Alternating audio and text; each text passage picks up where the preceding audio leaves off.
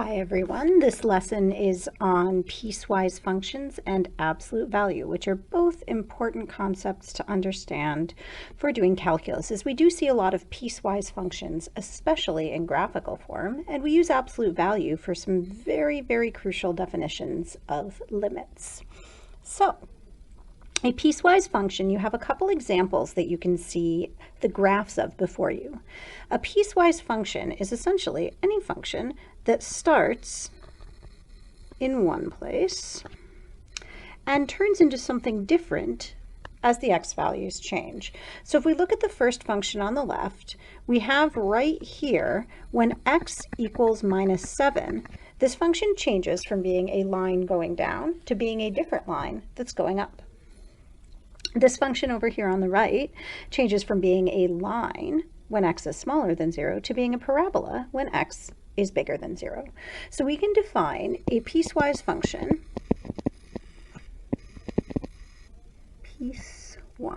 let's actually spell that properly. A piecewise function is a function that is defined by two or more functions on distinct subdomains. And so every function has a domain, which is the set of x values that you're allowed to plug into the function, or the set of x values where the function exists. Here, we have two functions where for one set of x values, so the first one where x is less than -7, and for another set of x values, x is greater than -7, we have two different functions that are happening. So let's take a look at the right-hand function first. We can see that this is a linear equation, and it crosses the y-axis at y equals 7, and it has a slope of 1. So the equation of this line is y equals x plus 7. And if we look at the other equation, we can't write down the equation quite as easily because this line doesn't ever cross the x-axis. It stops being this line when we hit x equals -7. What we can do is we can sort of think of continuing this line. It's not really continuing, but what would happen if we did continue this line? We can see it would intersect the y-axis at y equals -7. So we can also look over here and see that the slope of the line is -1. So we get y equals -x minus 7. And these are two, so when x is less than -7, y is equal to -x minus 7. When x is greater than -7, y is equal to x plus 7. So when we write this as a piecewise function, what we do is we just put this together and use curly brackets, and it doesn't matter whether you're using y or f of x. So we have y equals -x minus 7, and we put a comma, and then we write what domain this is true. So x is less than -7. We're going to now put y equals x plus 7, and also what domain this is true on. So x is greater than -7. For this function over here, we can see we have subdomains x greater than 0 and x less than 0. That's where our function changes from being one thing to another. And on the right, we have 1, 1, 2, 4, 0, 0. We have the equation function. Let's write this using function notation this time. F of x equals x squared. And on the left, we're going over 1, up 1. We have a slope of 1 and a y-intercept of 0. So we can write f of x equals x, or 1x plus 0. So now we can write this again as a piecewise function. F of x equals x when x is less than 0, and x squared when x is greater than 0. Now, you might ask, what exactly is happening at that changeover point. So right here on our left-hand function at x equals minus 7, and on the right-hand function when x equals 0. So that point is clearly still part of both piecewise functions, but we really only want to count it once. We don't want to count it twice. So what we're going to do is we're generally going to attach an equal sign to 1. It doesn't really matter which one if those 2 points are equal, but attach an equal sign to one of our 2 points if the 2 functions actually meet at a point. That's not always going to be the case, as we'll see as we delve a little deeper into calculus. So why do we link piecewise functions and absolute value functions? Well, we take a look at absolute value. So the absolute value of a number x is equal to 2 different things. It could be equal to just x. So the absolute value, what it does is it takes a number, and if it's positive, it keeps it positive, and if it's negative, it makes it positive. So it sort of takes a number and makes it positive, regardless of what it was before. So that means whenever the x inside our absolute value sign is positive, it just stays the same. So our absolute value of x is equal to just the number we started with if x is already positive. And if the number is negative, it makes it positive. Well, how do we make a negative number positive? So if I take negative 5, that gives me positive 5. So if I take negative x, that will give me positive x. Okay, so it can be a little confusing because when we see a negative x, we think of that, oh, that's a negative number. Negative x is not necessarily a negative number. It depends on what x is. If x is positive, negative x is negative. If x is negative, negative x is actually positive. So you have to remember that unless we restrict what our variables are allowed to be, they really can be absolutely any number. So here, the absolute value of x is equal to negative x if x is already negative. So if we take a negative number, the absolute value of that number is equal to its negative, or that number without the negative sign. Okay, let's look at a few problems. So before we jump into the problems, another way to think of the absolute value of x is that it is the distance from 0, and distance is always positive. So it's just the distance from 0 on the number line.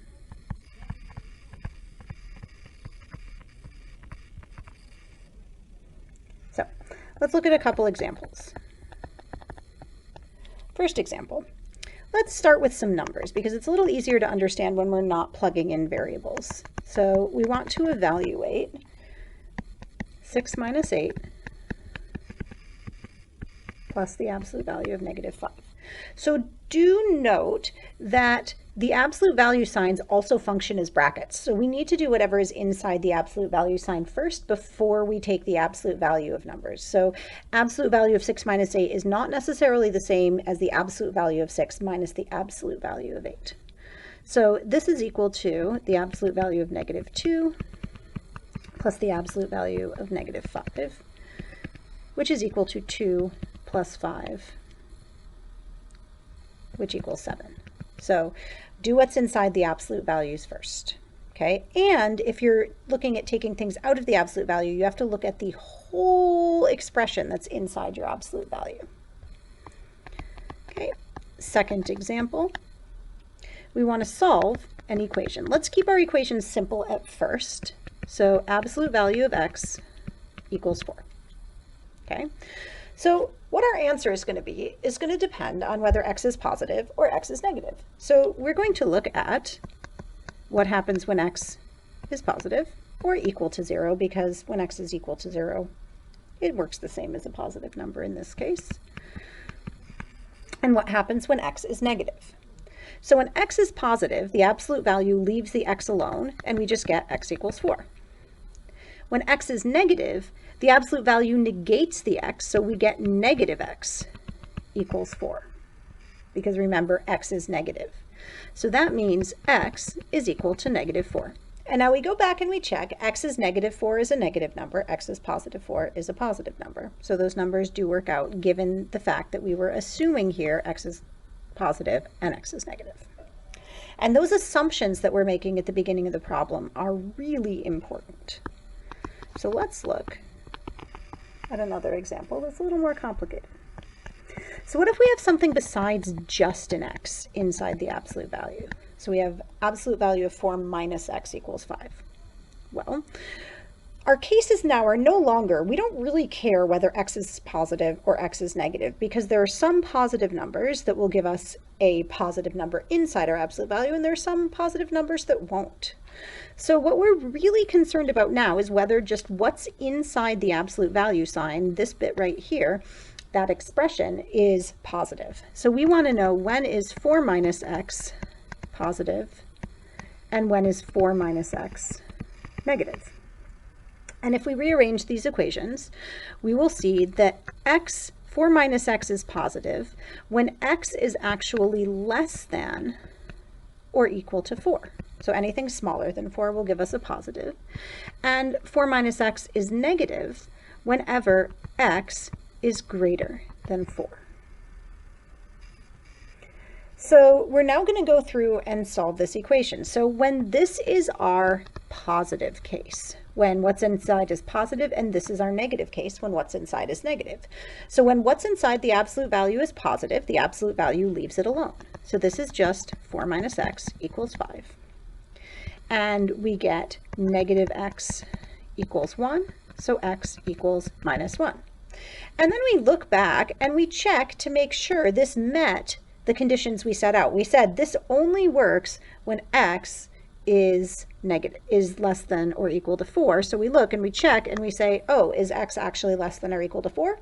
It is. That means we verified our solution. That solution does actually work. And if you plug it back into your original equation, 4 minus a negative 1 is positive 5. Absolute value of positive 5 does in fact equal 5. Here, we're going to look at, this is our negative case, so the absolute value will negate what's inside of it. So negative 4 minus x equals 5. So we get negative 4 plus x equals 5, and x equals 9. And so now we're going to look back and check to make sure our initial conditions were met. Is x in fact greater than 4? Yes, 9 is greater than 4. 4 minus 9 is negative, so it really will be negated when we plug in 9. And in fact, 4 minus 9 gives us negative 5. The absolute value of negative 5 is positive 5. So this solution is also verified. So we do need to actually go back and check. And if you don't like looking back at the initial conditions, you can always just take your number, plug it in, and see if it actually works out to be equal. If it doesn't work out to be equal, clearly the solution is what we call extraneous. It doesn't work in the original equation. Okay, let's look at another example. So we're going to solve absolute value of 3x minus 2 equals 4. Okay, so we are going to be concerned about whether what's inside the absolute value is positive. So we have 3x minus 2 is positive, or 3x minus 2 is negative. So when 3x minus 2 is positive, we know that x is greater than or equal to positive 2/3. And when 3x minus 2 is negative, we know that x is less than positive 2/3.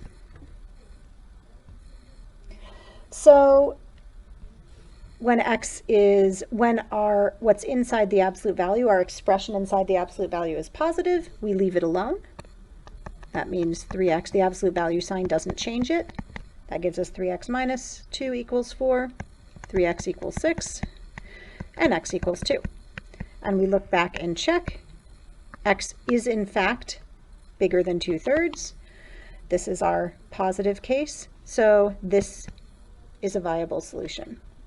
Here we have negative 3x, bracket 3x minus 2, equals 4. Please remember the brackets because the absolute value sign, when you have a negative inside the absolute value sign, it's your answer that gets negated because the absolute values are around all of it.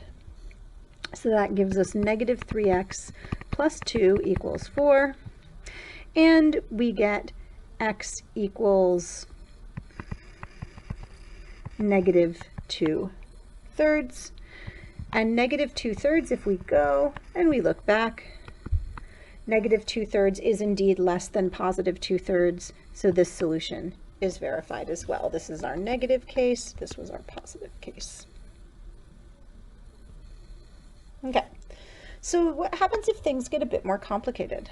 What happens if we have variables on the other side of the equation? So we're going to solve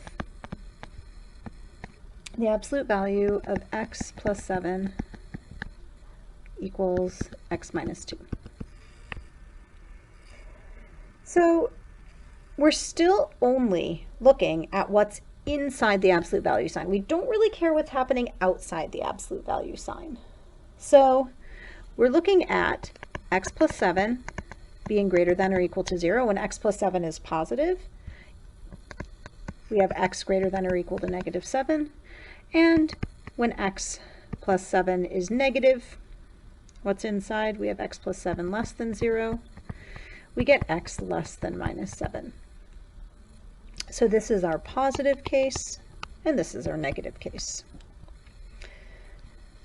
So when what's inside is positive, we leave it alone. So it's x plus 7 equals x minus 2. And when what's inside is negative, we negate it. So negative x plus 7 equals x minus 2. So here we get, when we subtract x from both sides and subtract 7, we get 0 equals negative 9. That's not a very good answer. Whenever you have a mathematical statement at the end of solving an equation where the two, which is two numbers equal that are not in fact equal, or an untrue mathematical statement, that means no x's will satisfy this equation or make it true. So this we reject. It means that x is an element of the null set. It does not exist. Here, we get negative x minus 7 equals x minus 2. We can actually solve this equation, and we get 2x equals negative 5 halves. Sorry, negative 5, and x equals negative 5 halves. Doing the answer a little too quickly there. Okay, so now we're going to take our answer and we're going to go back and look. Is negative 5 halves actually less than negative 7? No. And this means we actually have to reject this answer too. So if you think about it, when we made this negative, when we made the expression x plus 7 negative, we did it assuming that x plus 7 was going to be negative and the absolute value sign would negate it. If we got x equals negative 5 halves, that number actually makes what's inside the absolute value positive. And if you look at the right-hand side of the equation, you would get negative 5 halves minus 2, which is clearly negative. You can't get a negative out of an absolute value. So this violates it. And if you want to actually see what's happening, I find it useful to look at the graph. So let's go back up here to our original piecewise function. You will note here that the two different pieces of our piecewise function were exactly the two cases that we were considering for x plus 7, whether it was greater than or equal to negative 7, or less than or equal to negative 7. So if we look here, what happens is, if we were to graph the line x plus 2, right here, sorry, x minus 2, that line would go right here. And we'd have this little line here. And we actually have a point of intersection here. So when we plug in this piece right here, negative x minus 7, we have to be careful that we're also looking back at the domain, because otherwise when we're solving the equation, we're saying that the absolute value is actually just equal to this, which means that we're taking into account this dotted red part of the line. We don't really want to take that piece into account. So we found a solution, which is x equals negative 5 halves right there. But that solution wasn't on the part of the line that we're actually looking at. We're only looking at the line being minus x minus 7 when x is less than 7, negative 7. So we need to be careful and look back and check our domains, because we may get a point of intersection that's the part of the line we allowed to exist when we decided to make it negative or make it positive. The whole idea of why we could make it negative was because we were assuming that what was inside the absolute value was negative. And if that assumption wasn't true, then our answer isn't valid. Okay, I'm sure you guys are super excited to try a problem that's even more complicated. Let's look at a problem that has more than one, an equation that has more than one absolute value in it. So we are going to solve absolute value of 2x plus 2 equals absolute value of x minus 4 plus 6. Okay, so since we have two absolute values, we need to look at each one separately. So let's take a look at 2x plus 2. So 2x plus 2 is positive, and we leave it alone when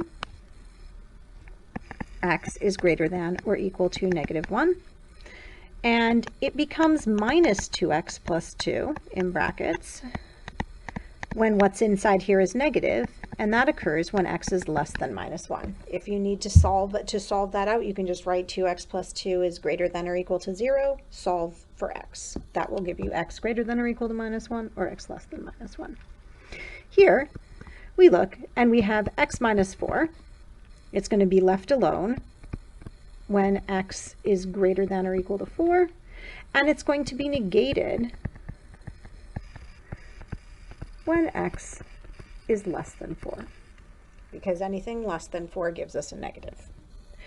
So now we're going to have to actually draw out a number line here. I find this the easiest way to visualize it.